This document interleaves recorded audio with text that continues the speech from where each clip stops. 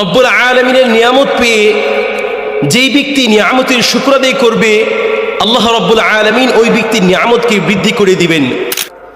আর যে ব্যক্তি রব্বুল আলামিনের নিয়ামত পেয়ে নিয়ামতের শুকর আদায় না করবে, বরঞ্চ নিয়ামতের বিরুদ্ধে বৃদ্ধাঙ্গুল দেখাবে, আল্লাহ রব্বুল আলামিন ওই ব্যক্তিকে কঠিন আযাবের মধ্যে গ্রেফতার করবেন।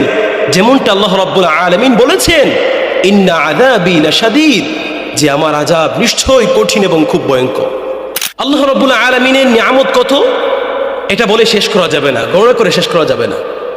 আল্লাহ রাব্বুল আলামিন কোরআনে কারীমের এক আয়াতের মধ্যে বলেন, ওয়া ইন তাউদ্দু নি'মাতাল্লাহি লা তুহসুহা, যে তোমরা যদি বান্দার আমার, তোমরা যদি আমার নিয়ামতকে গণনা করতে চাও, গণনা করতে শুরু করো, চেষ্টা করো, তোমরা আমার নিয়ামত গণনা করে শেষ করতে পারবে না।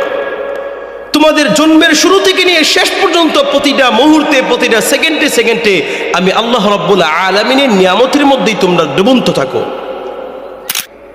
আল্লাহ রাব্বুল আলামিন মানুষকে বড়লোক এবং ধন সম্পদের মালিক বানিয়ে পরীক্ষা করেন, যে কেমন সে ধন সম্পদ পেয়ে সে কি আল্লাহকে ভুলে যায়, নাকি আল্লাহর ঘরের মধ্যে আল্লাহর রাস্তায় সে খরচ করে।